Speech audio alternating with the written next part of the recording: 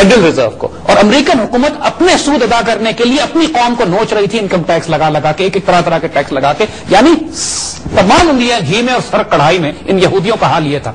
नापाक तलीत लोग पूरी कौम को हर तरफ से नोच रहे थे ये, और नोचते चले जा रहे थे। 63 में देखिए एक बहुत बड़ा इवेंट होता है, हम उसको आज बताना चाहेंगे कि हमारी कौम नहीं जानती इन वाकयात को। 1963 में कैनेडी ने स्टैंड लिया फेडरल रिजर्व के खिलाफ। कैनेडी ने एक हुक्म पास किया, वो हुक्म आज भी अमेरिकन कॉन्स्टिट्यूशन का हिस्सा है, अमेरिकन रूल्स का हिस्सा है, कानून का हिस्सा है। उसने ये कानून पास किया कि अमेरिकी हुकूमत अपनी करेंसी खुद जारी करेगी और फेडरल रिजर्व से कर्ज नहीं लेगी। ये इतना बड़ा स्टेप था जिसने फेडरल रिजर्व को ज़ायनिस्ट इकोनॉमिक सिस्टम को हिला के रख दिया। दूसरा, कैनेडी ने क्या बात की? कैनेडी ने कहा कि जो करेंसी अमेरिकन हुकूमत जारी करेगी उसके पीछे सोना होगा, यानी गोल्ड कॉइन्स होंगे, यानी या गोल्ड बैक्ड होगी या गोल्ड कॉइन्स होंगे। कैनेडी ने सिल्वर और गोल्ड के कॉइन्स निकाले, वो कैनेडी डॉलर्स कहलाते हैं, Kennedy half dollars and Kennedy dollars. इन दो स्टेप्स ने कयामत बर्पा कर दी Zionist Freemasonic Federal Reserve con system में। यानी जो कॉन्विक्ट और चोरों और डाकुओं का जो ये एक टोला है, उसने तूफान एक बर्पा हो गया उसके अंदर कि कैनेडी ये क्या स्टेप लेने जा रहा है। देखिए हाल ये था, एक तरफ तो अमेरिकन कौम का ये हाल था, दूसरी तरफ चूंकि अमेरिकन बहरी जहाज भर के डॉलर छाप के पूरी दुनिया को कर्ज दे रहे थे और American dollar was the prime currency. America के अंदर वो करेंसी नहीं आ रही थी, दुनिया का हर मुल्क अमेरिकन डॉलर रिजर्व करेंसी के तौर पर डॉलर जमा कर रहा था। और American dollar technically $35 N ounce के हिसाब से बैक हुआ था सोने से। तो 1960s वगैरह में ये शुरू हो गया था कि अक्सर मुल्कों ने अपने गोल्ड रिजर्व भी बनाने शुरू कर दिए थे, यानी वो डॉलर्स लेकर आते थे फेडरल रिजर्व में। चूंकि कानून इन्होंने ये बनाया हुआ था कि साहब आप हमें अगर $35 देंगे तो हम आपको 1 आउंस सोना देंगे, तो कई मुल्कों ने सोना खरीदना शुरू कर दिया, वापस लेना शुरू कर दिया। अब मजबूरन चूंकि सिस्टम इनका था, इनको देना पड़ता था। ये भी यहूदियों को तकलीफ होना शुरू हो गई। अब इनको 2-3 तकलीफें बड़ी सीरियस हो रही थी। एक तकलीफ तो ये हो रही थी कि पूरी दुनिया में लोगों ने जो डॉलर को रिजर्व करेंसी के तौर पे रखा हुआ है, और ये चूंकि इन्होंने कहा हुआ है कि सोना हम इस डॉलर के पीछे है, तो अक्सर मुल्कों ने सोना खरीदना शुरू कर दिया फेडरल रिजर्व से, और फेडरल रिजर्व के सोने के जखीरे कम होना शुरू हो गए। वो जो सेकंड वर्ल्ड वॉर के बाद दुनिया का 80% सोना ये नोच के ले गए थे, ये वापस दुनिया में जाना शुरू हो गया। और जाहिर है ये वो चीज नहीं थी जो एक्सेप्ट कर सकते। दूसरा जो कयामत बर्पा की इनके ऊपर कैनेडी ने, वो ये कि इसने फेडरल रिजर्व के मुकाबले में पहली दफा अमेरिकन हुकूमत ने अपनी करेंसी जारी करना शुरू कर दी। यानी अब इसकी वजह से यह होना शुरू हो गया कि अमेरिकन हुकूमत पर जो डेट था, जो कर्ज था, वो कम होना शुरू हो गया। यानी जाहिर है जब अमेरिकन हुकूमत अपनी करेंसी खुद जारी कर रही है, उसको हर डॉलर अमेरिकी फेडरल रिजर्व से कर्ज नहीं लेना, तो इसका मतलब है कि कर्ज जो है अमेरिकन हुकूमत पे वो स्टेबल हो जाएगा, यानी आहिस्ता आहिस्ता ये उसको अदा कर सकेंगे। ये दो वाकयात थे जिसकी वजह से आज हम बड़ा क्लियरली बता रहे हैं कि कैनेडी को कत्ल कराया गया था। कैनेडी को कत्ल इसलिए नहीं कराया गया था कि उसको किसी पागल कम्युनिस्ट ने आके, ऑल्बर्ट जॉनसन या ऑसवर्ल्ड ने, व्हाटएवर हिज नेम वाज, उसने आके उसको कत्ल किया। द ओनली रीजन जिसकी वजह से इब्राहिम लिंकन को उन्होंने कत्ल कराया, जिसकी वजह से उन्होंने एंड्रू जैक्सन को ज़लील ख्वार किया, उसके पूरे अमेरिका की इकोनॉमी क्रैश करा दी, जिसकी वजह से इन्होंने हर उस शख्स को कत्ल कराया और उस शख्स को रोका जो कि फेडरल रिजर्व सिस्टम को चैलेंज करता है। कैनेडी ने बराह रास्त हेड ऑन टक्कर ली थी इससे। और आज मुझे रॉन पॉल के बारे में भी खतरा है कि रॉन पॉल को या तो इलेक्ट नहीं होने देंगे, लेकिन अगर रॉन पॉल या इलेक्ट हो जाता है by any means, for example, ये इसको उससे पहले कत्ल करा देंगे, या डेफिनेटली उसके बाद तो करा ही देंगे, क्योंकि पॉसिबिलिटी नहीं है कोई कि रॉन पॉल जो बातें कह रहा है, रॉन पॉल कैनेडी की लाइन पे जा रहा है। और कैनेडी खानदान को उन्होंने इतनी सख्त सजा दी उसके बाद कि कोई कैनेडी इसके बाद सियासत में आ ही नहीं सका।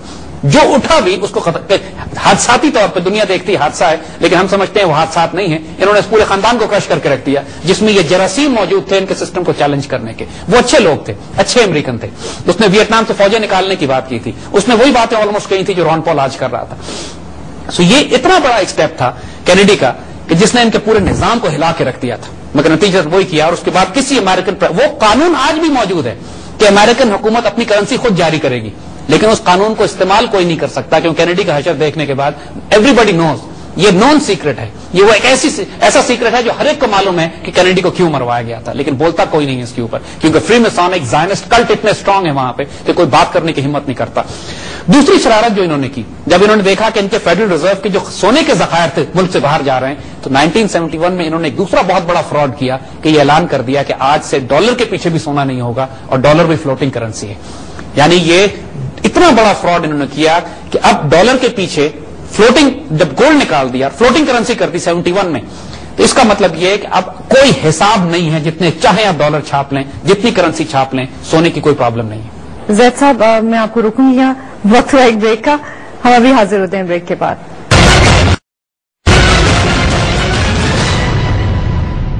پروگرام براس ٹیکس میں ایک بار پھر خوش آمدید. جی زید صاحب. دیکھیے، تو اس کے نتیجے میں یہ ہوتا ہے کہ بینک تو پیسہ ایجاد کر رہا ہے لٹرلی، یعنی جو اگر فیڈرل ریزرو پرنٹنگ پریس بھی چلا رہا ہے تو وہ بھی مفتین کے لیے.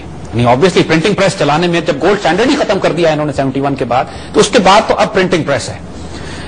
لیکن پرنٹنگ پریس میں بھی دے ڈیوائزڈ اے سسٹم کہ یار کتنا کاغذ ہم چھاپیں گے.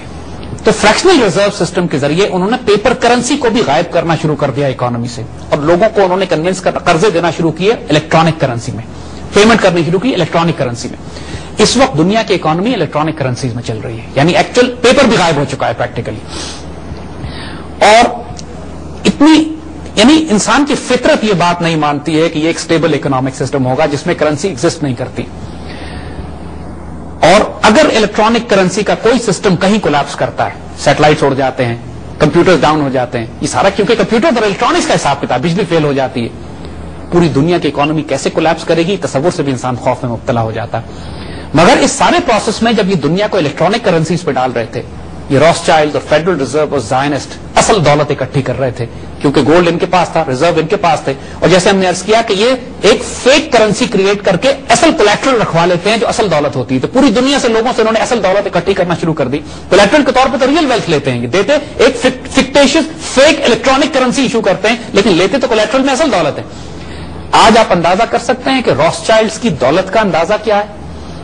امریکن اکانومی جس امریکن حکومت اور قوم پر قرض $75 ٹریلین ہے، روسچائلڈز کی دولت کا اندازہ $500 ٹریلین ہے. ہمیں قارون یاد آ جاتا ہے قرآن میں، جس کو موسیٰ علیہ السلام نے فرمایا کہ احسن کما احسن اللہ علیہ، ایک احسان کرو، اچھائی کرو مخلوق کے ساتھ اللہ کے جس طرح اللہ نے تمہارے ساتھ اچھائی کی ہے. وہ جواب میں کہتا ہے کہ یہ سب کچھ مجھ پہ اللہ نے احسان نہیں کیا، میں نے اپنی قوت سے یہ سب کچھ کمایا ہے. جس کو اللہ نے زمین میں دفن ایسا گہرا کیا. اس کے قارون کے خزانے کی چابیاں کہتے ہیں کہ 40 اونٹوں پہ آتی تھی، صرف خزانے کی چابیاں. خزانہ کتنا ہوگا وہ اللہ بہتر جانتا ہے. روسچائلڈز کے ساتھ بھی آج یہی معاملہ ہے. تہخانوں کے تہخانے اور پہاڑ کے پہاڑ انہوں نے سونے کے انبار لگائے ہوئے ہیں، اور پوری دنیا میں جتنی دولت ہے تصور یہ کیا جاتا ہے کہ اس کی آدھی دولت ان زائنسٹ یہودیوں اور سودخوروں کے پاس، ان روسچائلڈز کے پاس، ان فیڈرل ریزرو بینکرز کے پاس. انہوں نے پوری دنیا کی لکوڈ دولت جو اصل دولت ہے وہ انہوں نے اپنے پاس اکٹھی کی ہوئی. اب جب یہ اختیار اور طاقت ہو ان کا، جب میڈیا ان کا ہو، ایجوکیشن سسٹم ان کا ہو، پوری سوسائٹی پر سسٹم پہ ان کا کنٹرول ہو، تو امریکن قوم کے تمام افراد جاننے کے باوجود بھی ان کے آگے کوئی پر نہیں مار سکتے. دیکھیے امریکہ کو ہم یہ بات آپ کو آج بالکل واضح بتا دیں کہ یہودیوں کا مقصد امریکہ کو طاقت دینا نہیں ہے. یہ زائنسٹ امریکہ کو استعمال کر رہے ہیں دنیا میں تباہی پھیلانے کے لیے، ایک مست ہاتھی کی طرح. امریکن قوم کو بھی نوچ رہے ہیں، 25 کروڑ کے غلام ملے ہوئے ہیں ان کو، محنت کرنے والے ہارڈ ورکنگ امریکن جو جان مارتے ہیں صبح شام، اور اس کے بعد عیاشی کرتے ہیں کیونکہ ان کو اس میں مست کر دیا ہے انہوں نے، اور اس کے بعد جو کماتے ہیں سود خوروں کو سود میں ادا کر دیتے ہیں. یہی حال امریکن قوم، امریکن حکومت کا بھی ہے. بینکرپٹ حکومت ہے وہ.